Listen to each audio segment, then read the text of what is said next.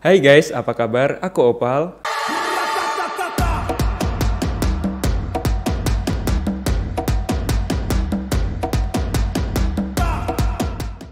Ini adalah episode ke-6 Titip Absen, tips-tips absurd tapi penting. Nah, di episode kali ini aku bakalan sharing ke kamu semua bagaimana caranya menggunakan page layout pada Microsoft Word. Pada episode sebelumnya, aku sudah membagikan ke kamu semua bagaimana caranya menggunakan shortcut pada Microsoft Word. Hal ini sangat diperlukan bagi kamu yang sedang mengerjakan skripsi ataupun sedang mengerjakan tugas. Dari menu page setup, paragraf, dan arrange. Nah, sebelum aku memberikan tutorialnya, aku akan ngasih tahu kamu beberapa tips. Pada pembagiannya, menu page layout dibagi menjadi 3 kegunaan. Yang pertama, page setup berguna untuk mengatur halaman. Berdasarkan pembagiannya, menu page layout dibagi menjadi 3 kegunaan. Fungsi utamanya yaitu, yang pertama, page setup. Page setup berfungsi untuk mengatur halaman. Yang kedua, paragraf. Paragraf berfungsi untuk mengatur jarak paragraf. Yang ketiga, arrange. Arrange berfungsi untuk menata gambar, shape, ataupun grafik terhadap teks. Tips yang pertama, pastikan terlebih dahulu tulisan apa yang ingin kamu buat. Biasanya, kalau skripsi harus fokus pada format penulisannya. Tips yang kedua, ukuran kertas pada skripsi biasanya A4 atau quarto nih guys. Jadi, kamu bisa langsung men-settingnya ke bagian page layout size, atau jika kamu ingin kertas lainnya, kamu bisa langsung ke more paper size. Tips yang ketiga, untuk mengukur jarak spasi, kamu bisa pilih ke menu paragraf. Umumnya, spasi yang digunakan adalah 1,5. Spasi harus diperhatikan agar tulisan kamu lebih rapi. Tips yang keempat, pada Microsoft Word ada yang namanya arrange. Arrange ini berfungsi untuk mengatur atau menyusun posisi objek satu dengan objek yang lain agar laporan atau tugas kamu lebih rapi dan mudah terbaca. Tips yang kelima, jika kamu ingin membuat 2 paragraf dalam satu halaman, kamu bisa menggunakan menu kolom. Tips yang keenam, pernah nggak sih ketika kamu membuat kolom tabel atau sejenisnya, kemudian menjadi satu dengan tulisannya? Pastinya akan berantakan kan? Nah, di sini fungsinya page break untuk memisahkan tabel dengan tulisan kamu. Tips yang ketujuh, pada page line number sangat berfungsi dalam pembuatan daftar isi otomatis kamu. Karena jika kamu mengklik pada line numbers, secara otomatis maka akan muncul penomoran di setiap halaman kamu. Tips yang ke-8, icon atau perintah pada page Hibernation berfungsi untuk mengatur tanda hubung kalimat. Jadi, kalimat kamu tidak akan terpotong pada setiap garis. Nah, itu dia beberapa tips dari aku. Langsung aja aku praktekkan bagaimana cara menggunakannya. Fungsi dari menu page layout adalah untuk mengatur tata letak dan ruang halaman pada Microsoft Word. Seperti pengaturan kertas, margin, orientasi, paragraf, hingga arrange. Menu page layout merupakan menu utama Microsoft Word yang terdiri dari 3 grup, yaitu page setup, paragraf, dan arrange. Dalam setiap grupnya terdiri atas beberapa icon atau perintah. Berdasarkan grupnya, menu page layout memiliki 3 kegunaan. Fungsi utamanya yaitu, yang pertama adalah page setup. Page setup ini berfungsi untuk mengatur halaman. Yang kedua adalah paragraf. Paragraf ini berfungsi untuk mengatur jarak paragraf. Yang ketiga adalah arrange. Arrange ini berfungsi untuk menata posisi objek yang berupa gambar, shape, ataupun grafik terhadap teks. Fungsi yang pertama adalah fungsi page setup. Pada menu page layout Microsoft Word, berfungsi untuk mengatur halaman yang melingkupi margin kertas, orientasi, ukuran, jumlah kolom, dan lainnya. Pada icon margin, berfungsi untuk mengatur jarak tepi tulisan terhadap teks dalam sebuah dokumen. Setidaknya, terdapat 6 pengaturan dasar yang telah disediakan oleh program Word, yaitu Last Custom Setting, yang berfungsi untuk mengatur margin dokumen berdasarkan pengaturan terakhir yang dibuat. Kemudian yang kedua ada pengaturan normal, yang berfungsi untuk mengatur margin dokumen berdasarkan pengaturan normal atau bawaan, yaitu berjarak 2,54 cm untuk semua sisi. Kemudian ada narrow. Narrow ini berfungsi untuk mengatur tepian kertas yang sempit atau narrow, sehingga memberikan ruang yang lebih lebar untuk dokumen, karena jarak tiap tepinya yaitu 1,27 cm. Lalu ada margin moderate. Margin moderate ini berfungsi untuk mengatur tepian dokumen yang berukuran sedang dengan lebar atas bawah sebesar 2,54 cm dan kanan kiri sebesar 1,91 cm. Kemudian ada margin width. Margin width ini berfungsi untuk mengatur lembar kerja yang lebar sehingga memberikan ruang sempit pada dokumen. Ukuran sisi kanan kiri sebesar 5,08 cm dan sisi atas bawah sebesar 2,54 cm. Lalu, ada margin mirror.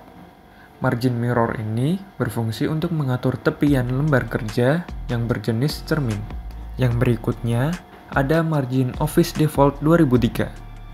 Fungsi dari margin ini adalah untuk mengatur margin kertas atas sebesar 2,54 cm dan bagian bawahnya sebesar 2,54 cm, sedangkan untuk kanan dan kirinya sebesar 3,18 cm. Yang berikutnya ada custom margin.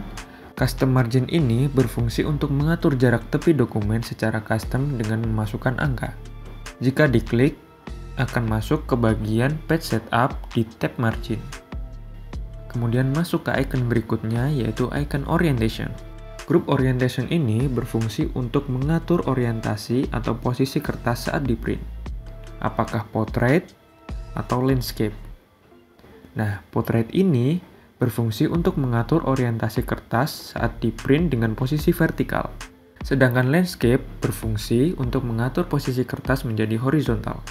Kemudian, bagian berikutnya adalah icon size. Pada bagian ini berfungsi untuk mengatur ukuran teks nih guys.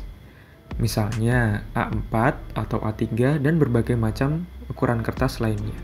Beberapa pilihan jenis kertas juga akan muncul secara otomatis. Namun, jika kamu menginginkan ukuran yang lebih banyak lagi, kamu bisa memilih more paper size. Lanjut ke bagian berikutnya, yaitu bagian kolom. Bagian ini berfungsi untuk mengatur jumlah kolom dalam satu lembar. Misalkan dalam pembuatan koran maupun buku. Untuk satu lembar, jika diatur 2 kolom, maka dalam satu lembar tersebut bisa terdapat 2 paragraf di bagian kanan dan kiri, layaknya buku LKS. Nah, jika pilihan defaultnya, kita bisa mengatur hingga 3 kolom, dan bisa diatur apakah lebih menjorok ke kiri atau ke kanan. Bagian berikutnya adalah breaks. Perintah breaks berfungsi untuk memecah atau memisahkan paragraf atau tulisan ke halaman atau kolom lain. Pada bagian ini terdapat page break yang berfungsi untuk memecah tulisan atau paragraf ke halaman baru. Kemudian, yang bagian kedua adalah section break. Pada bagian ini berfungsi untuk memecah tulisan atau paragraf berdasarkan section ke paragraf atau halaman selanjutnya. Kemudian masuk ke bagian berikutnya, ada line numbers.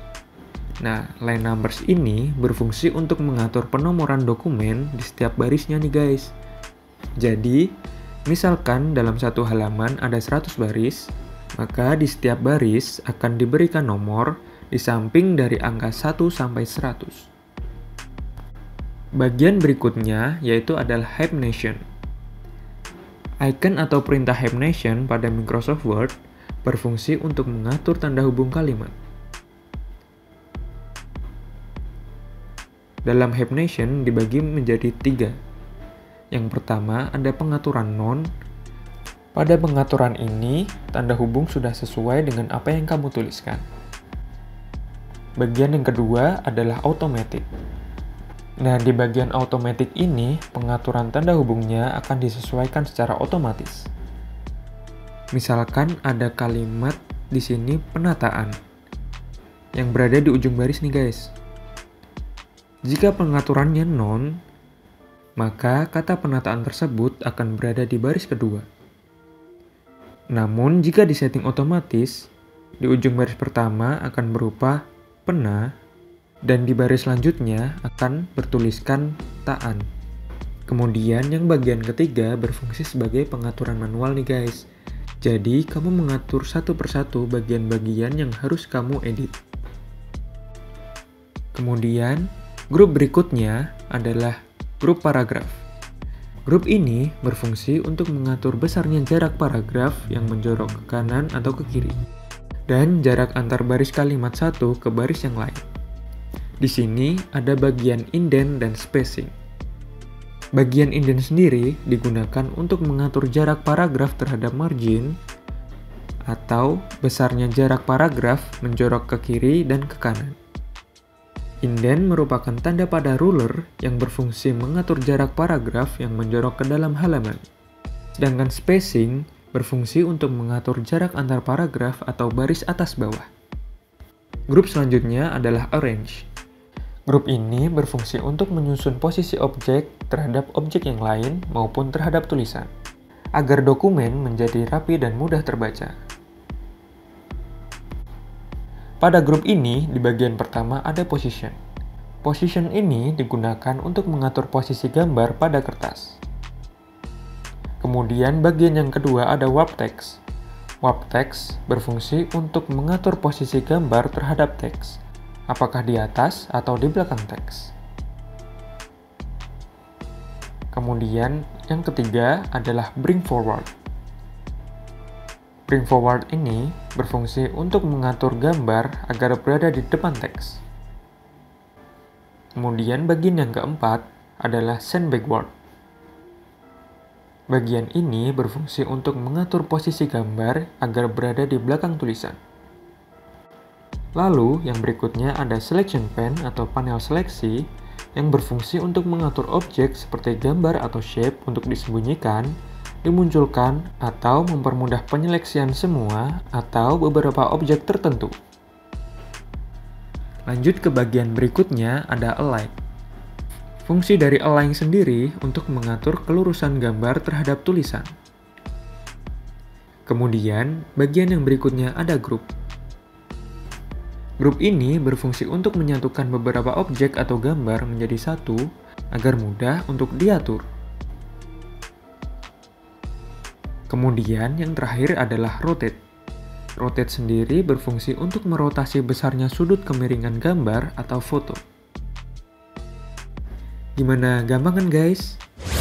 Nah, itu dia tutorial menggunakan menu layout pada Microsoft Word. Semoga tutorial kali ini bisa bermanfaat ya.